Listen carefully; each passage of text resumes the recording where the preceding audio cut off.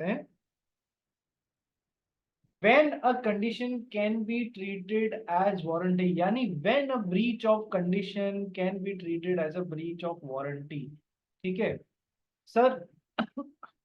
कल कल मैंने एक चीज कराई थी आपको कि breach of condition can be treated as breach of warranty. Yes sir, this is correct. क्योंकि यहां पर तो आप कॉन्ट्रैक्ट क्या कर सकते हैं, रेप्यूडिएट कर सकते हैं, कैंसिल कर सकते हैं और डैमेजेस डिमांड कर सकते हैं। लेकिन यहां पर क्या कर सकते हैं सर, आप केवल और केवल डैमेजेस डिमांड कर सकते हैं। ठीक है, आप कॉन्ट्रैक्ट को रेप्यूडिएट नहीं कर सकते हैं। तो sir breach of condition can be treated as breach of warranty, but can a breach of warranty be treated as a breach of condition? No, not at all possible. क्योंकि जहां पर warranty breach हुई है वहां आप ज्यादा में ज्यादा डैमेजेस डिमांड कर सकते हैं या फिर आप कोई रिप्लेसमेंट कॉस्ट है वो डिमांड कर सकते हैं। आप उसके कारण कॉन्ट्रैक्ट खत्म नहीं कर सकते हैं। So the breach of warranty can not be treated as breach of condition, number one. Number two, sir अब एग्जाम में अलग से क्वेश्चन आ जाता है, when a breach of condition can be treated as a breach of warranty. कब कब ऐसा किया जा सकता है? पहला पॉइंट, आरुष मुंद्रा कल कहाँ थे आप? सर कल थोड़ा बाहर गया हुआ था। थोड़ा ही बाहर गया था मतलब हाथ पैर सर घर पे रखा हुआ था और बॉडी बाहर चली गई थी? हाँ नहीं नहीं, पूरा ही बाहर गया था। हाँ, बताना तो चाहिए कम से कम कि सर आज नहीं आऊंगा।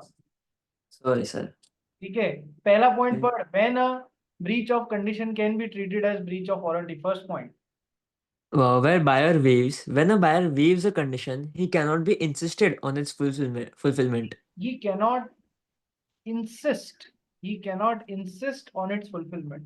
सर बायर ने खुद ने कंडीशन वेव कर दी है तो वो उसके फुलफिलमेंट पे बाद में इंसिस्ट नहीं कर सकता है। कैसे?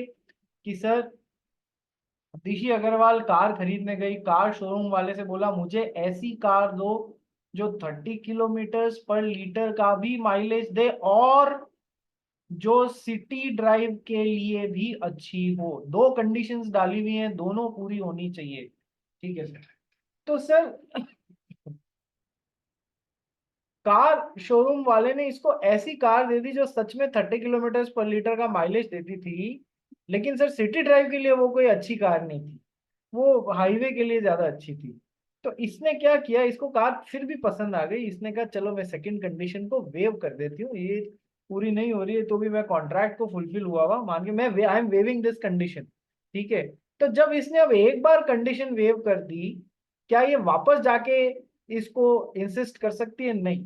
तो ये क्या कर रही है, she is treating the breach of condition, मतलब जब उसने खुद ने वेव कर दी है कंडीशन तो फिर खत्म, अब कोई ज्यादा से ज्यादा डैमेज डिमांड कर ले। Second point, Treatment by aggrieved party. Buyer may elect to treat breach of condition as breach of warranty and can claim for damages only instead of repudiating the contract. ठीक है sir. ऊपर वाले point में तो क्या हो रहा है कि दिशी अग्रवाल ने केवल और केवल कॉन्ट्रैक्ट को मतलब है ना जो कंडीशन थी उसको वेव ही कर दी, हटा रही हूँ चल कोई बात नहीं, कोई प्रॉब्लम नहीं, तूने पूरी नहीं करी। सेकंड पॉइंट क्या है कि दिशी अग्रवाल इतनी भी भोली नहीं है कि केवल ऐसे ही है ना कंडीशन को हटा देगी। इसने कहा देख मेरी दोनों कंडीशंस थी, 30 किलोमीटर पर लीटर भी देनी चाहिए और सिटी ड्राइव के लिए भी अच्छी होनी चाहिए। तेरी ये सिटी ड्राइव के लिए गाड़ी अप्रोप्रिएट नहीं है। ठीक है, लेकिन लेकिन चल मैं कॉन्ट्रैक्ट कैंसिल नहीं करती हूँ, लेकिन मैं उसको उसके लिए तेरे से डैमेजेस डिमांड करूंगी। तो now she is treating the breach of condition as breach of warranty. जो फर्स्ट पॉइंट था उसमें तो उसने कंडीशन ही वेव कर दी, जो सेकंड पॉइंट था उसमें she is treating the breach of condition as breach of warranty and she is demanding the damages. Third point, sir white board दिख रहा है हाँ। Compulsory treatment by acceptance of goods. Where the contract is indivisible and buyer has accepted the goods or part thereof, the breach of condition can be treated as breach of warranty only. Then buyer cannot terminate the contract but can only claim damages. Compulsory treatment bye acceptance of goods. कई बार ऐसा होता है कि contract जो है वो indivisible है, या कोई ऐसी सिचुएशन आ गई है कि बायर ने गुड्स को एक्सेप्ट कर लिया या उसका पार्ट एक्सेप्ट कर लिया, सो अब वो क्या है, वो वापस दे नहीं सकता उसको। तो ऐसे केसेस में वो कंडीशन ब्रीच होने पर भी केवल वारंटी ब्रीच हुई भी मान के उसके लिए डैमेजेस डिमांड कर सकता है, कॉन्ट्रैक्ट रेपुडिएट नहीं कर सकता है। आइए समझते हैं इसको एक एग्जांपल के थ्रू। सर, हमारे हार्दिक ने मिस्टर एक्स के साथ में एक एग्रीमेंट बनाया था कि मिस्टर एक्स हार्दिक को 1000 पेयर ऑफ शूज बना करके देंगे। कैसे कैसे बना करके देंगे? 200 के पेयर्स में, लॉट्स में, 200 के लॉट्स में 5 लॉट सप्लाई करेंगे हर हफ्ते की। हर हफ्ते को एक एक 200 का लॉट जाएगा। Okay sir. सर पहले 200, अच्छा इसमें एक कंडीशन थी। क्या कंडीशन थी? कि जो शूज हैं वो एक तरीके का लेदर आता है, न्यूबक लेदर, न्यूबक लेदर, उसी के बने हुए होने चाहिए ऑफ अ पर्टिकुलर क्वालिटी। ठीक है सर। अब मिस्टर एक्स ने पहले 200 शूज सप्लाई कर दिए। हार्दिक ने क्या किया, वो शूज आगे होलसेलर्स को सप्लाई कर दिए, होलसेलर्स ने रिटेलर्स को सप्लाई कर दिए, रिटेलर्स ने कस्टमर्स को सप्लाई कर दिए। ठीक है। बाद में ऐसे दूसरी भी आ गई, वो भी मार्केट में चली गई। तीसरी जब इसको मिलने वाली थी, उस समय यहाँ कस्टमर से होते हुए पूरी चेन से वापस इसके पास में फीडबैक आया कि ये तो न्यूबक लेदर है ही नहीं, ये तो कोई फर्जी सा लेदर है। ठीक है। तो अब sir can is the condition, breach of condition हो रही है या नहीं? Yes sir. पर सर इसने क्या किया, आगे माल सप्लाई करके उस माल को एक तरीके से एक्सेप्ट कर लिया। ठीक है। और सर एक्सेप्ट कर लिया, तो अब, और दूसरी बात कि सर अब ये क्या एक एक कस्टमर्स के पास में, जिसके भी पास माल गया है 200 पेयर, क्या एक एक के घर जाके और वापस माल लेके आ सकता है? नहीं सर, नहीं लेके आ सकता है। तो अब ऑल्दो कंडीशन ब्रीच हो गई है, ये ज्यादा में ज्यादा, अब 200 शूज इसको रिटर्न, तो ये 200 के जो दो इंस्टॉलमेंट्स आगे आ चुकी है और इसने मार्केट में फेंक दी, सर क्या ये वापस इकट्ठी करके इसको दे सकता है? नहीं, तो सर इसको एक्सेप्ट ही करना पड़ेगा। And he can treat the breach of condition as a breach of warranty, and इससे डैमेजेस ले सकता है ज्यादा से ज्यादा। ठीक है सर। तो where the contract is indivisible and buyer has accepted the goods or part thereof, ठीक है, the breach of condition can be treated as breach of warranty only, then the buyer cannot terminate the contract but can only claim damages। ठीक है। चलिए sir, ये 3 तरीके तो हो गए, एक तरीका और लिख लो, where the breach of condition can be treated as only a breach of warranty। Sir इसमें चौथा आप अपने हाथ से जोड़ लो, यहाँ पर आना रह गया है, चौथा अपने हाथ से जोड़ लो। Sir, where the fulfillment of any condition or warranty is excused by law by reason of impossibility or otherwise। ये लिख लो। फोर्थ पॉइंट, नोट्स की कॉपी कितने लोगों के पास में है? हाथ खड़ा कीजिए। सोगा जो मैंने आपको दिए हैं उनकी कॉपी कितने लोगों के पास में है? अक्षित का सर कॉपी निकाली ही नहीं तूने? सर मेरे पास तो पूरा स्पाइरल है। पूरा स्पाइरल है? ओके। दर्श, दिशी अग्रवाल, हार्दिक, जश शाह, कविश, क्या हो गया भाई, तुम लोग के पास में नहीं है? किस चीज का वेट कर रहे हो कि सर आएंगे आरती की थाली लेके हमारी आरती निकालेंगे, फिर सर हमको रिक्वेस्ट करेंगे कि बेटा चलो प्रिंट आउट ले लो, या सर पूछेंगे बेटा मैं भिजवा देता हूँ, जहां पर भी मैं रहता हूँ वहां से मैं प्रिंट आउट करवा के कुरियर करवा देता हूँ एक एक के घर पे? ऐसा होगा क्या रे? नहीं होगा ना, ऐसा नहीं होने वाला है। तो कृपया कल की तारीख में सारे प्रिंटआउट्स, आज दिन तक जो भी पढ़ा है उन सब के प्रिंटआउट्स आ जाने चाहिए। One fine day I will ask Priya miss कि आप सब से, या पारुल मिस को बोलूंगा, आप सब से आपके प्रिंटआउट्स है ना उठा उठा के मंगवाए। ठीक है। पारुल मिस को बोलूंगा मैं भी। चलिए आ जाइए। तो ये चौथा पॉइंट, अब क्या होगा, जिसके पास प्रिंट आउट नहीं है ना उसका ये पॉइंट लिखना रह जाएगा, और यदि एग्जाम में आ गया तो उसके 25% नंबर ऐसे ही कट हो जाएंगे। Where the fulfillment of any condition or warranty is excused by law by reason of impossibility or otherwise। आइए इसको समझते हैं। सर ये है हमारा दर्श जैन, ठीक है। दर्श जैन ने दूसरे पर्सन जश शाह के साथ में एक एग्रीमेंट बनाया जहां पर जश शाह इसको पॉलीथीन बैग्स सप्लाई करेंगे ऑफ 40 माइक्रॉन्स या 50 माइक्रॉन्स। 50 माइक्रॉन्स, माइक्रॉन्स क्या होता है सर? एक पर्टिकुलर उसकी विड्थ होती है प्लास्टिक की, जिससे बिलो वाला जो होता है ना वो कचरे से बनता है और इससे ऊपर वाला रिसाइक्लेबल प्लास्टिक होता है। तो जज शाह ने 50 माइक्रॉन्स से कम वाले बैग्स दर्श जैन को सप्लाई करने का वादा किया। तो दर्श जैन ने एक्चुअली कहा था मुझे 45 माइक्रॉन्स वाले ही चाहिए, मुझे 45 माइक्रॉन्स वाले पॉलिथीन बैग चाहिए, ये मेरी कंडीशन है। ठीक है सर। अब सरकार आई और जिस समय कॉन्ट्रैक्ट बनाया था उस समय तो सही था, लेकिन 2 महीने बाद सप्लाई करने थे। सरकार आई और 1 महीने, ये कॉन्ट्रैक्ट बनने के 1 महीने बाद ही सरकार ने रेस्ट्रिक्शन लगा दिया कि अब से 60 माइक्रॉन से कम कोई भी सप्लाई नहीं करेगा। तो सर इसका पहला आंसर तो ये हो गया कि सर इम्पॉसिबिलिटी ऑफ परफॉर्मेंस हो जाता है। इम्पॉसिबिलिटी ऑफ परफॉर्मेंस हो गया, वैलिड कॉन्ट्रैक्ट वॉइड कॉन्ट्रैक्ट में कन्वर्ट हो गया। Yes sir. दूसरा इसका आंसर ये हो सकता है कि मतलब थोड़ी सी सिचुएशन चेंज करता हूँ कि अब दर्श जैन ने जज शाह को बोला देख 45 माइक्रॉन्स की तो अब आ नहीं सकती, तो I am waiving my condition. ठीक है, I am waiving my condition and अब आप मेरे को 60 माइक्रॉन्स की थैली सप्लाई कर देना। तो ये एक वेविंग ऑफ कंडीशन का एग्जांपल हो गया। ऑल टुगेदर फर्स्ट पॉइंट में आ जाएगा जो अपन ने पढ़ा ना यहाँ पर, all together buyer waives the condition. ठीक है। अब सर कई बार ऐसा हो जाता है कि खुद लॉ बोल देता है, ये क्यों हो रहा है कि सर लॉ के कारण हो रहा है, लॉ में चेंज हो गया। तो कई बार लॉ में चेंज होने के कारण भी कंडीशन वेव कर दी जाती है। क्या ये बात समझ में आई? Yes sir. कई बार कि sir where the fulfilment of any condition और warranty is excused by law. ठीक है, वो फॉर वॉट एवर रीजन। ठीक है, लॉ ने एक्सक्यूज कर दिया, हाँ हाँ अब पूरा करने की कतई आवश्यकता है। ठीक है, तो ये चौथा पॉइंट भी हो गया।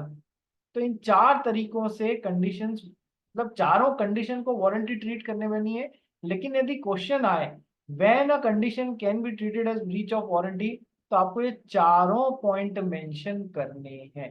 आपको ये चारों पॉइंट मेंशन करने हैं। ठीक है। Yes sir. नेक्स्ट टॉपिक पे आते हैं, express and implied conditions and warranties. ठीक है सर। समझ में आ रहा है या नहीं आ रहा है सब लोगों को? दिया नहीं? हाँ सर। आज तेरी दोस्त नहीं आई, कर्नावट छुट्टी मार गई। पता नहीं सर। कैसे दोस्त हो यार तुम लोग, पता ही नहीं है। ठीक है, चलो आ जाओ। आ, देखो कॉन्ट्रैक्ट जो होता है, अपन ने कॉन्ट्रैक्ट एक्ट जब पढ़ा था तो ये बात पढ़ा था ना कि एक्सप्रेस कॉन्ट्रैक्ट भी होता है और इम्प्लाइड कॉन्ट्रैक्ट भी होता है। Yes sir.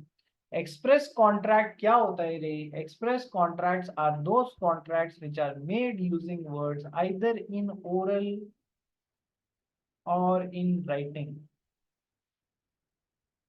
Express contracts are those contracts which are made using words either in oral or in writing।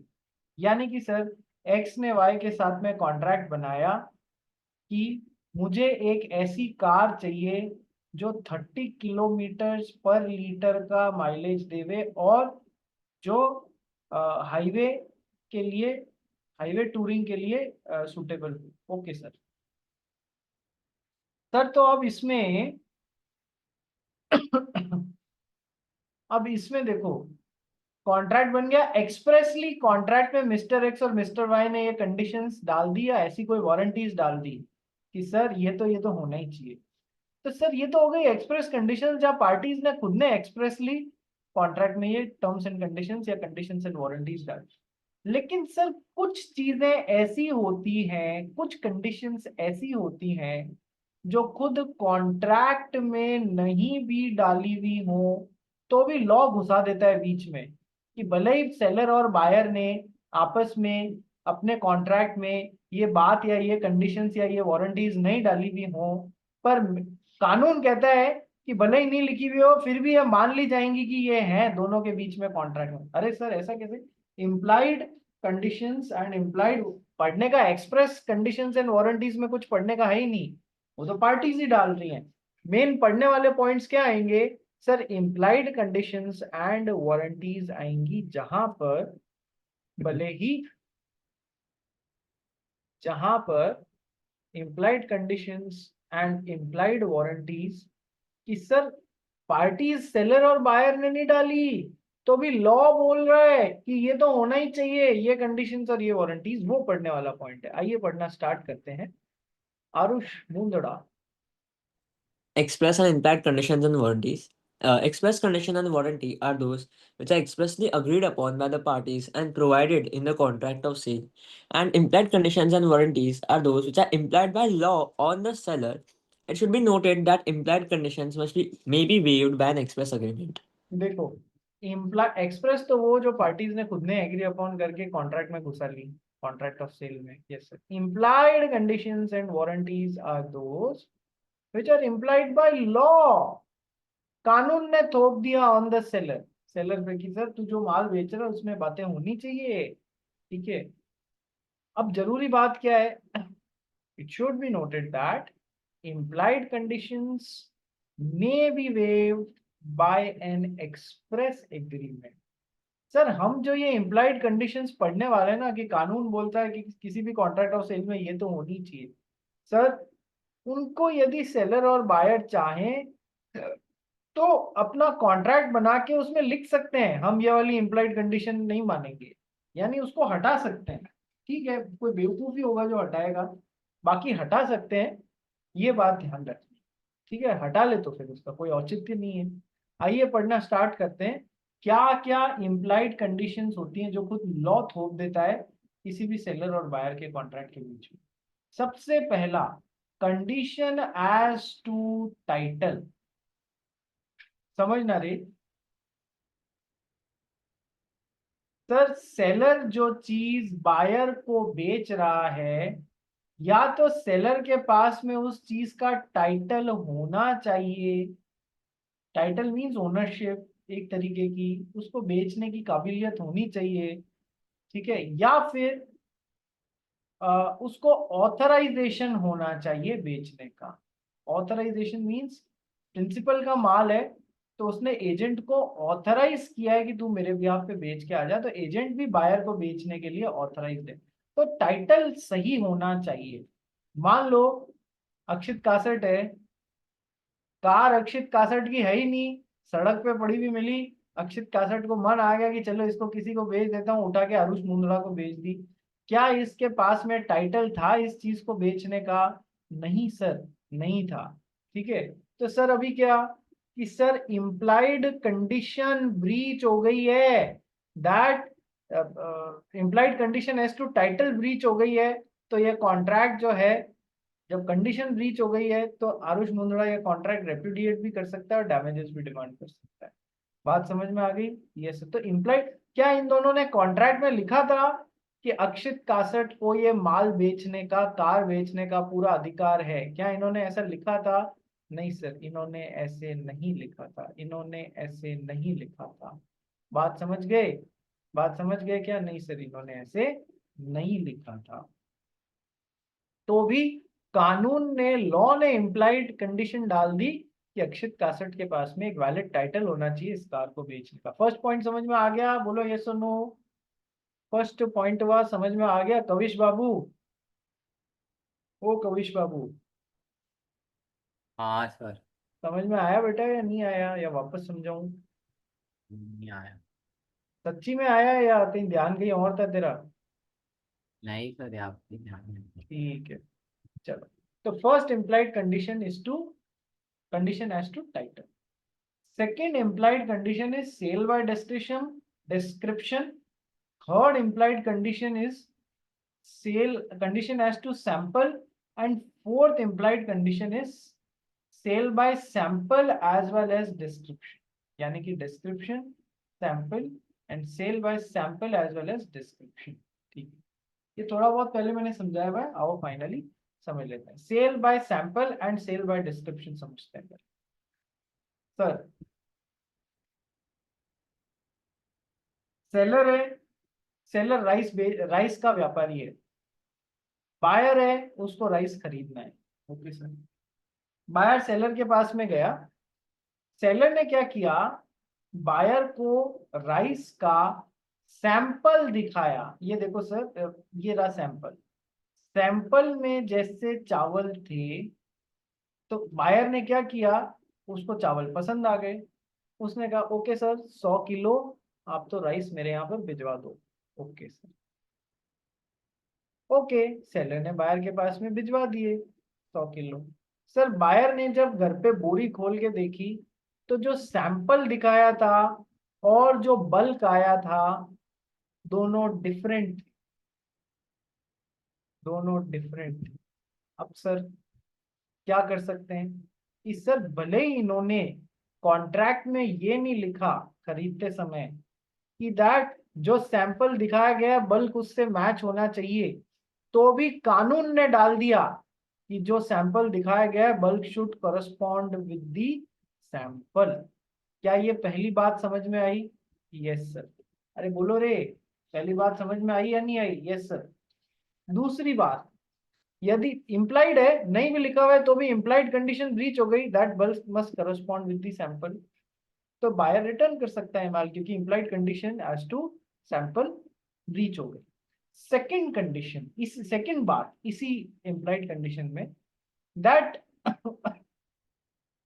Buyer should get a reasonable opportunity,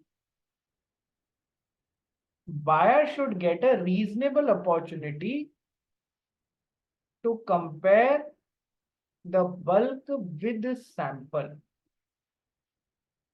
और एज पर कॉन्ट्रैक्ट है या नहीं है ये देखो। बायर ने चावल का सैंपल देखा, वापस कहानी शुरुआत से कर रहा हूँ।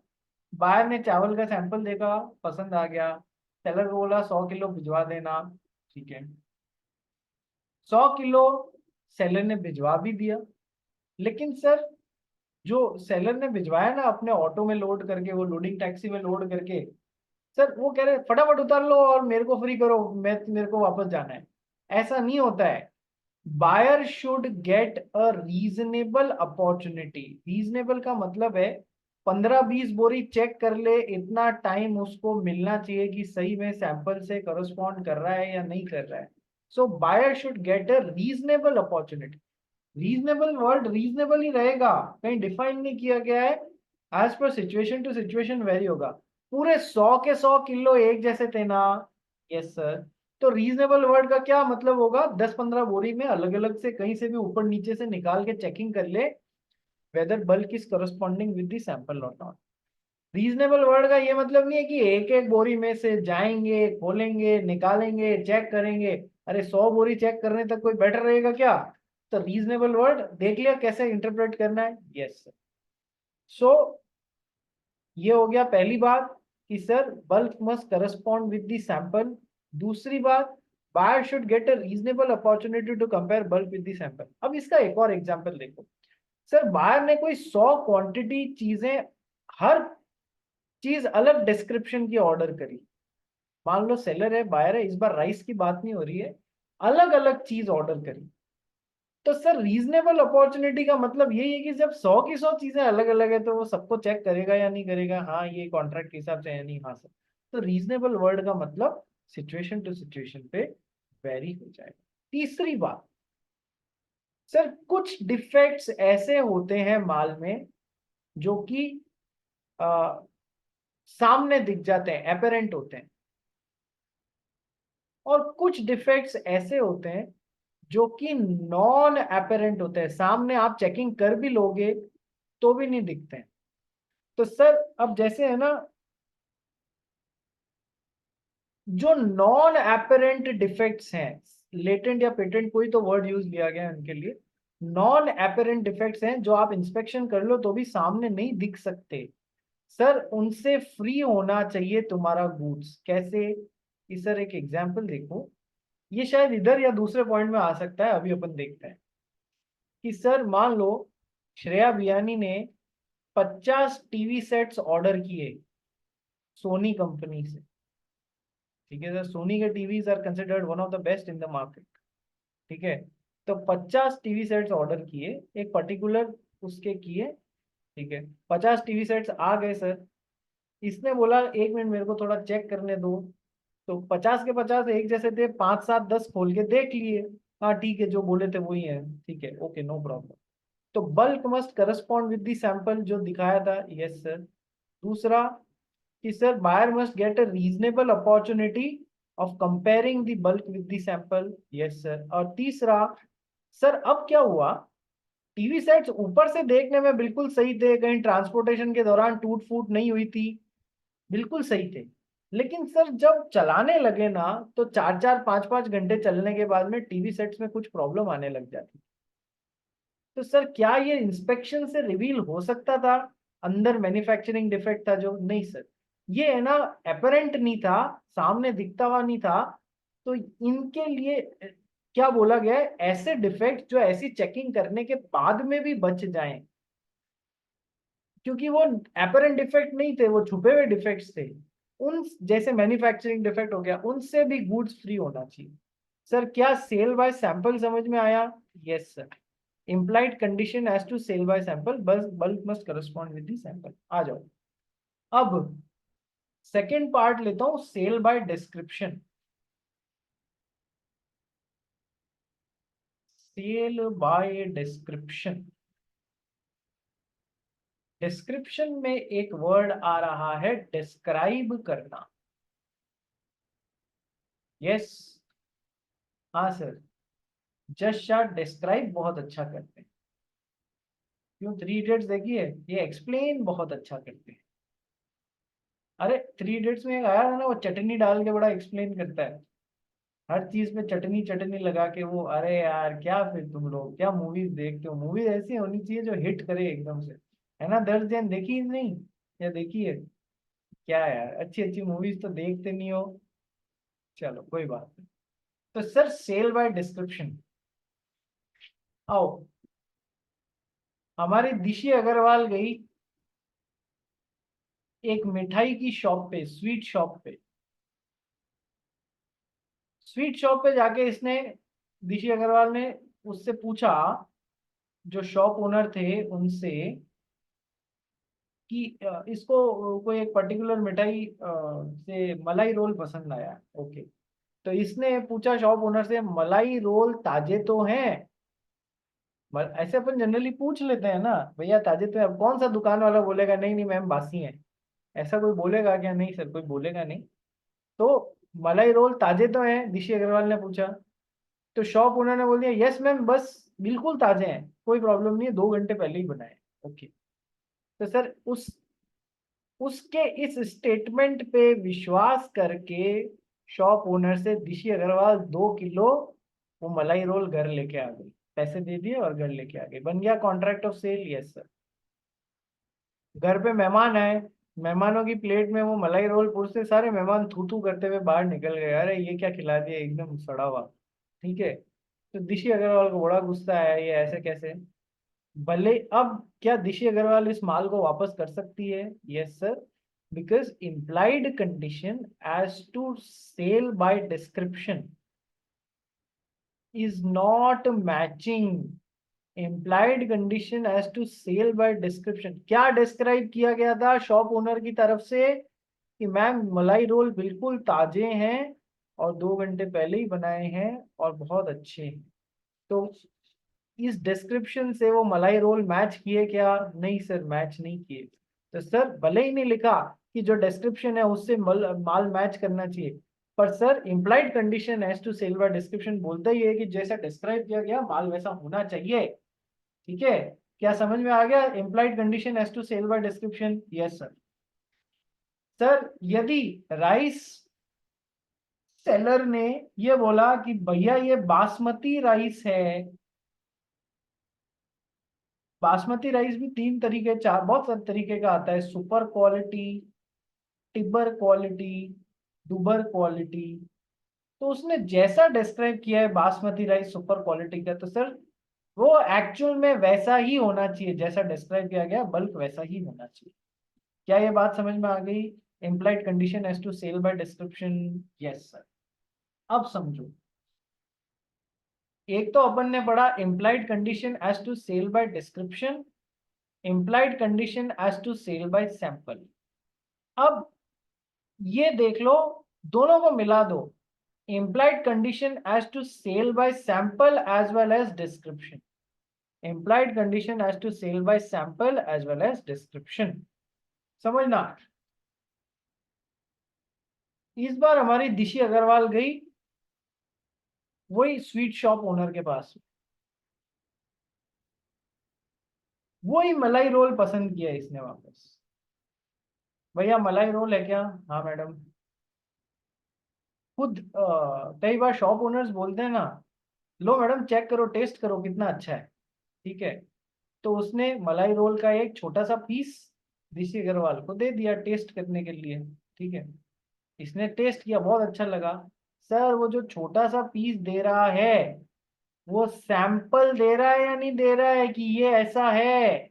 यस सर, वो सैंपल दे रहा है। दूसरा, उसने साथ में डिस्क्राइब भी कर दिया, उसने साथ में डिस्क्राइब भी कर दिया कि सर मैम बिल्कुल ताजा है, 2 घंटे पहले बना हुआ है। ठीक है, तो सर सैंपल भी हो गया और सेल बाय डिस्क्रिप्शन भी हो गया, दोनों हो गए इधर, दोनों हो गए इधर, sale by sample as well as sale by description. तो ये implied condition as to sale by sample as well as description बोलती है कि सर जब किसी चीज को बेच, ध्यान से सुनना, जब किसी चीज को बेचने के लिए सैंपल भी दिखाया गया हो और डिस्क्रिप्शन भी दिया गया हो, तो सर बल्क दोनों से मैच करना चाहिए, सैंपल से भी मैच करना चाहिए और डिस्क्रिप्शन से भी मैच करना चाहिए, डिस्क्रिप्शन से भी मैच करना चाहिए। केवल एक से मैच किया और दूसरे से नहीं किया तो implied condition as to sale by sample as well as description पूरी नहीं होगी और कॉन्ट्रैक्ट को रेप्यूडिएट किया जा सकता है। सैंपल दिखाया उससे भी मैच होना चाहिए और जो डिस्क्रिप्शन किया है उससे भी मैच होना चाहिए। केवल डिस्क्रिप्शन से मैच कर रहा है, सैंपल से मैच नहीं कर रहा है, या सैंपल से मैच कर रहा है डिस्क्रिप्शन से मैच नहीं कर रहा है, तो फिर ये implied condition as to sale by sample as well as description नहीं काम। क्या ये समझ में आई? यस सर, एग्जाम में इसके ऊपर questions, sale by sample, by description and sale by sample as well as description, सारे इंप्लाइड कंडीशंस पे क्वेश्चंस आते हैं, ये बात मान के चलता। सर जो एग्जाम में लेटेस्ट क्वेश्चन आया हुआ है इस पे वो कराता हूं आपको कि सर एक बार हमारी जिया वोरा थी। यस, जिया वोरा कहाँ पर है भाई? दिख ही नहीं रही है। घर पे ही हूँ सर। दिख तो नहीं रही है,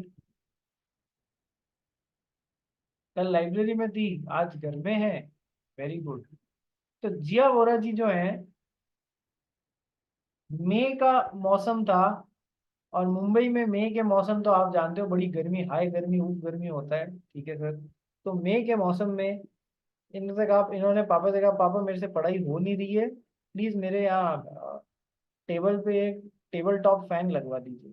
ठीक है, पापा ने कहा ठीक है बेटा, ये पैसे पकड़, तू ही जाके ले आ, जैसा तेरे को पसंद आए वैसा तू ले आ। तो ठीक है, जिया वोरा साहब पहुंची इलेक्ट्रिक शॉप पे। यस, इन्होंने एक टेबल फैन, बहुत सारे शॉप ओनर ने दिखाए, उसमें से एक इसको पसंद आ गया तो वो फाइनल किया, पैसे दिए, शॉप वाले को बोला कि आप ऑटो में लोड करवा के इसको, मेरी ये एड्रेस है, मेरे घर भिजवा देना। ओके साहब, डन। सर कैसी सेल हो रही है? कि सर सेल बाय सैंपल तो हो ही रही है क्योंकि दिखा के बेचा गया, एज वेल एज डिस्क्रिप्शन भी हो रही है क्योंकि उसके पंखों की क्वालिटी के बारे में शॉप ओनर ने डिस्क्राइब भी किया था, मैम ये बहुत अच्छा पंखा है, ये बिजली भी कम खाता है, ये बैटरी ऑपरेटेड भी है, इसमें रिमोट भी है, वगैरह वगैरह। ठीक है, इस ऐसे उसने पूरा डिस्क्रिप्शन भी दिया। तो कैसा हुआ, sale by sample as well as description. पंखा घर पहुंचा साहब, घर पहुंचा तो खोला तो टू आवर सरप्राइज शी